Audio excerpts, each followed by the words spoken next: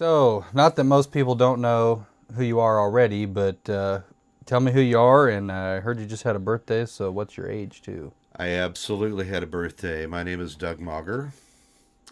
I turned 62 years old yesterday, and I had a really great birthday with my family and friends.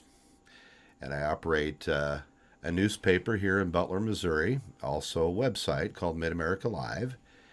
And the goal with all this is to see to it that we reach everybody who can be reached with local news through print and online. All right, awesome. Because that's what we're going to talk about your kind of your background and your career progression, kind of what you're doing right now. So, got some questions for you. We'll just work through them. If you got stories you want to tell or things you want to talk Absolutely. about, we can do that's fine. We'll do that. So, my first question, kind of just briefly walk me through your career journey and how you got where you started to kind of where you are now. Well, honestly, my resume reads like War and Peace, and I've done a lot of things in my life. I got out of high school thinking I actually wanted to go into the Air Force, believe it or not. And when I was told that my eyes weren't good enough to fly, I decided I was going to take another career route. And at that point, I decided pretty much it was going to be broadcasting or journalism or something like that. And that I did.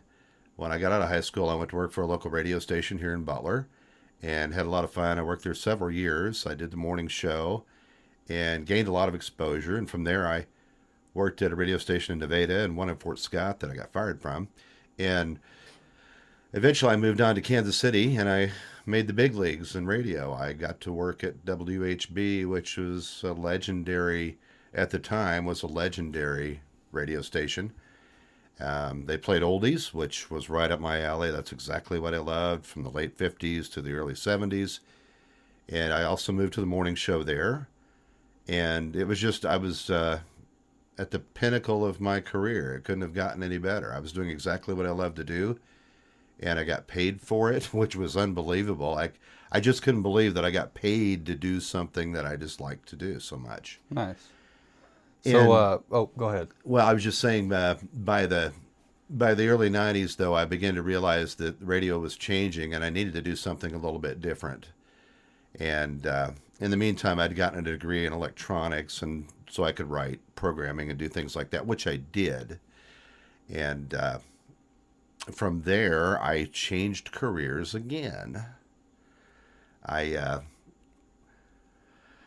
basically went to work for a company writing code and doing software. In the meantime, I still worked part time in radio, 61 Country in Kansas City, which again, like WHB, was a dream come true.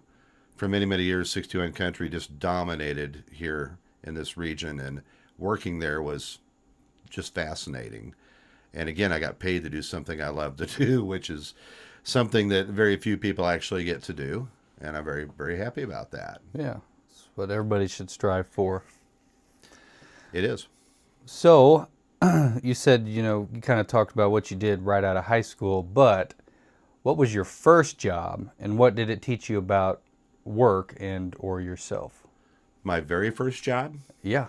Um, my very first paying job was for a neighbor who was a farmer named Ralph Longsworth. And Ralph taught me pretty much everything a young man needed to know. He taught me that it's okay to sweat and toil. He taught me values. He taught me how to budget my money a little bit. He also taught me a lot about politics and things like that I didn't understand a lot of that till later in life. But Ralph had me for $20 a day, when that would be digging up thistle or cultivating corn or whatever he wanted me to do. And I very gleefully went up the road. And at the time, I made $100 a week in the summertime, and I thought I was in tall cotton. I was, I was just happy as a little lark, and I learned a lot from Ralph how to fix things. Nice. Nice. So, what were some major like turning points or I guess you kind of covered that a little bit. Like maybe unexpected moments that really shaped your career. Getting fired. Getting fired. I've been fired That'll from do several it. jobs. I got fired from a radio station in Fort Scott, and it was all over a top 40 song that we should have been playing, and they didn't want to play it because the program director didn't like it. And we had this little thing with the 45 records on it, and the record was in there, but it just had this big sticker on it, do not play.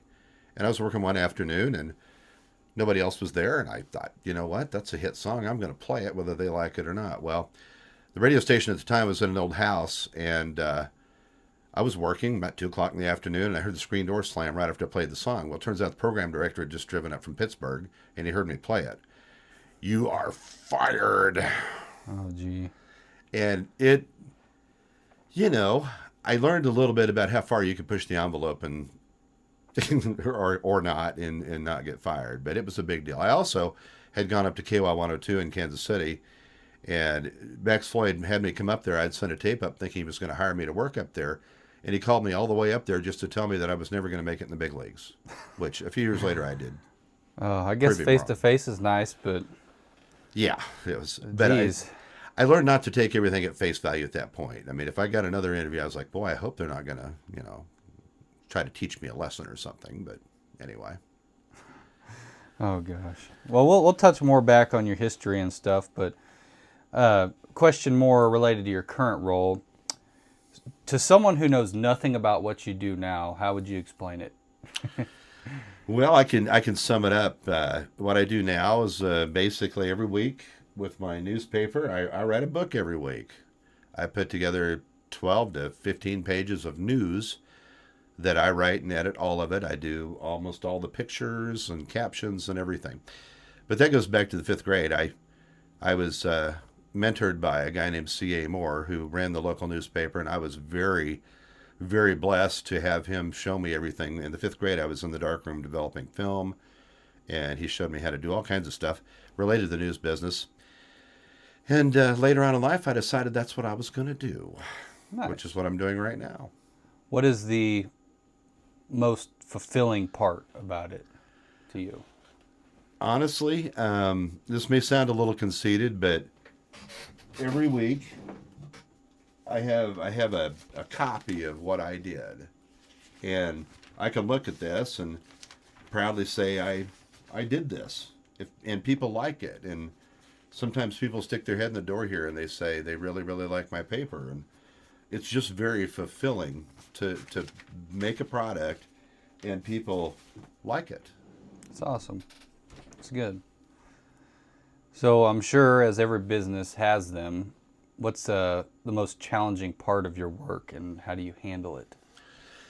Well, schedule is a big thing. I literally work 7 days a week. I maintain the Mid-America Live website, which we have to put up news every day. I mean, Mid-America Live is just that. Our goal is to put out news as it happens and keep up with what's going on. And the biggest challenge I feel like I face is just my schedule. It's 7 days a week, and I rarely get time off. But again, I love doing it, so I'm not going to complain.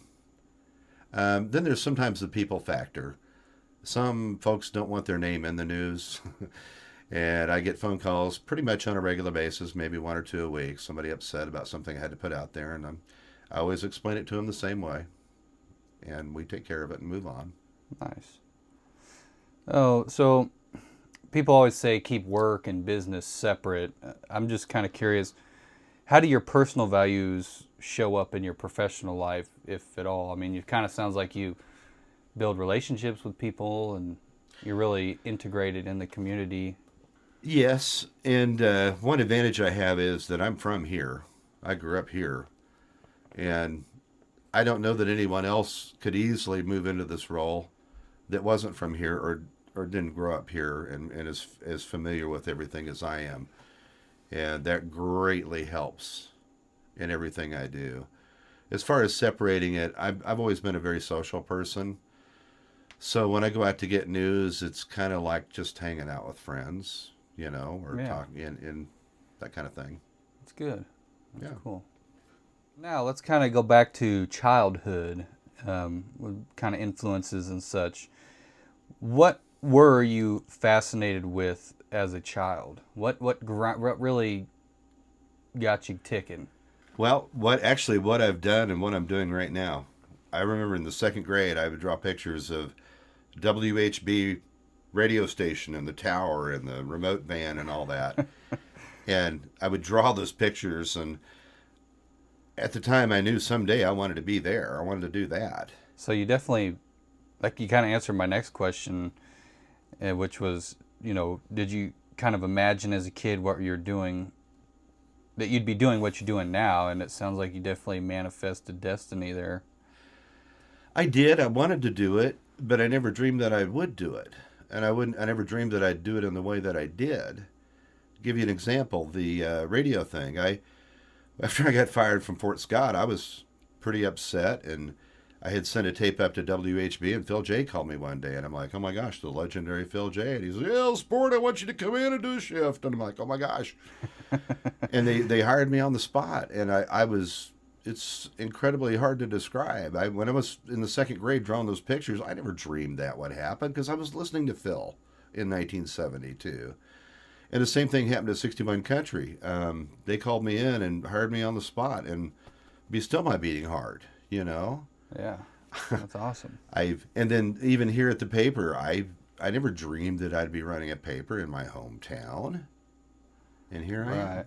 Yeah, you manifested the radio thing, but what was there any trace of connections to what you're doing now to what you were drawing when you were in second grade? Oh, absolutely, absolutely. I was always fascinated with the news on television. Walter Cronkite, Dan Rather, all those guys. I was always fascinated with the whole production aspect of it. And then, as I mentioned, C.A. Moore earlier, he taught me early on how to develop film and work in the dark room. And then in the 80s, even, I worked for the local paper here in town, and I helped lay out copy and shoot PMTs and get stuff ready for print. So I've always had a huge interest, and also parallel to the radio thing with this. And again, here I am. Nice. So what, through your career and, well, the few careers that you've participated in, what what life lessons have stuck with you throughout this time? Well, the number one thing to me is treat everybody respectfully. And how I run this business right here goes back to when I was a kid. There was a guy here in town that owned the Western Auto Store. His name was Elmer Morton. And whenever you walked into that Western Auto Store, if he was clear in the back of the store, he'd be like, hey, come on in. He was so nice that even if you went in to look at something, you wanted to buy something because he was so nice. And I took another cue from Jim Peters, the guy that owned the News Express, the paper, now defunct paper here in Butler. He was the same way. He would go out. He was the front man for his business. He had lots of employees, but you'd always see Jim out there. And I decided when I started this that I was going to, no matter what the problem was when somebody walked in the door here, that I was going to treat him with respect. And I was going to treat him like Elmer and Jim did, and as respectfully as possible. And it works for me every time. Nice. Is there anything you used to believe about success or work that you no longer do? Yes, that is worry about money. Seems like all my life, just turning 62, everything prior to this with the newspaper had always been about money. Money, money, money. I'm gonna do something that's gonna make me a lot of money. And many years ago, I came to the conclusion that is not the most important thing. As I've told my kids, do what you want to do and the money will come. And the minute I stopped worrying so much about money, my life got a lot better. I suddenly could relax, and yes, the money came. I'm not rich, but I don't care about being rich, to be honest with you. What I care about is getting up every morning and working on what I work on here and putting out something the public's satisfied with. And with what money I make, that just makes the whole complete package. Awesome. That's something that a lot of people should live by. Everybody wants more stuff and more things, and by all means, that's okay, but I agree. you need to be fulfilled. I agree. So, advice and looking ahead. What advice would you give somebody just starting out in a business, especially, or that wants to start a business, especially, if they're unsure about their direction in life and stuff like that? Well, the first thing I say is go ahead and take the leap of faith. Jump into it. Just go with your instinct and your gut. And As you may or may not know, in August of 2020, when the other paper went out of business, I literally woke up in a cold sweat in the middle of the night saying that I was going to print a newspaper. And it was some kind of divine intervention. I really did. I woke up going, I'm going to print a paper. And everybody's like, are you nuts? The other guy just went out of business. What's going on here? And I said, I don't know, but I'm going to do it. And sure enough, 2 months later, I was printing a paper. So, number one, go with your gut and your instincts and take the leap of faith. Two, don't sweat the small stuff. Just learn. If I have a problem with delegating and I'm getting a lot better at it, go ahead and delegate things to other people. Focus on the big picture. Don't micromanage. Focus on the big picture, and I think that will lead you right down the road where you want to go. Awesome. So, if you could open a door and your 10-year-old self was standing on the other side, what would you say? Wow, that's that's a good one. I would just be full of encouragement, just like C.A. Moore was for me, just like Ted Kramer at 61 Country, just like Phil J., just like Elmer Morton and Jim Peters. I held back a little bit, and I would tell that kid, if somebody believes in you like those people believed in me, go for it. Get busy. Don't sweat the small stuff. Look at the big picture, and it's going to turn out real good for you. Absolutely. Awesome. We're getting pretty close to the end here. We just want to keep it short and sweet, but one of my last questions here is, how did your parents influence you and encourage you, and or if they didn't, whatever? Talk about your parents. I had the ideal parents. I hear horror stories about childhoods, and I have to say my childhood was about as good as it could possibly get. My mom was very much in favor of the arts, so music and that type of thing, she was all about it. I took piano lessons for 7 years. At the time, I didn't really want to. Looking back now, I wish I'd really pursued it more. So mom brought out the artistic side of me and the creative side of me. Dad, kind of a quiet guy, hardworking, very focused, very logical thinker. And between those two, I think it was the ideal platform to raise a child under, because you had the creative side and you had the business working side, and I got both of that, and I couldn't be any happier. Awesome. That's great. I do try to raise my kids with under the same methods, encourage them, and show them how to work hard. Great. So a couple more questions.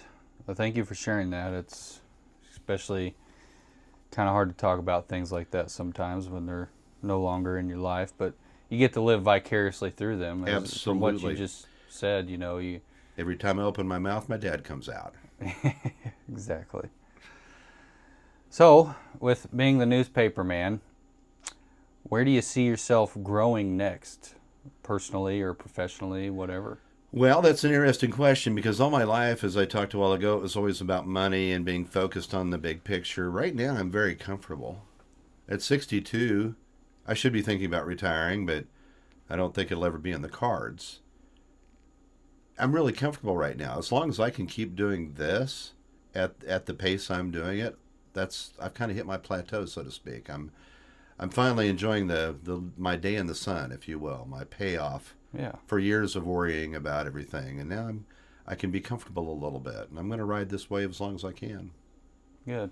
So hopefully everybody can get to that point. Hopefully, yes. I hope that for everyone. All right. So let's end this off with something completely off topic. Okay. Tell us a funny story that you're a part of. A funny story. And or a family story, whatever. Oh, goodness gracious. Like maybe Model Ts and bicycles, or... Yeah? Yeah. Oh, my goodness, there's a lot of them. One that's, can be publicly told. And Right. Despite my parents being very straightforward people about things, I was a pretty ornery kid. I really was. And we did a lot of things as kids that my parents never found out about, which is probably a good thing. But growing up down here in Mayberry, there was a lot of entertainment. There's no malls to go to or anything like that. And for some odd reason, when I got to be about 16 years old and all my buddies were 16, and so we decided a game we'd play is go behind the old local TV shop here and grab all of his old television sets that were sitting in the alley for the trash man. And for some odd reason, and city folk don't understand this. I tell a lot of people this story, and they're like, oh. But anyway, it was funny at the time. But we load up a bunch of them rotten old TVs headed for the junkyard, and we'd take and throw them out of the back of the truck at 80 miles an hour over on one stretch of highway, not too far from where I grew up, and we just found it grossly entertaining to watch a whole television set go off the edge of the tailgate, disappear, and the next thing you see is little shiny things and splinters of wood and glass shards. And I'm sure the highway department who maintained that section of road's like, what is going on here? But somebody asked me a while back how many TVs we thought we threw out, and I asked Roger and some other buddies. We came up with a number maybe close to 150. And these are TVs that weigh. These were the old wooden console TVs with the record player and the 8-track and all the stuff. And silly enough as it was, that is something we found as entertainment down here in Mayberry. Okay, whatever floats your boat. Hey, and yes. All right. Well, thank you for talking and letting people know a little bit more about you. And yeah, I it was appreciate a good time. I appreciate it. And hopefully somebody can use some of the advice and it works out for them. All right. Well, that concludes our interview.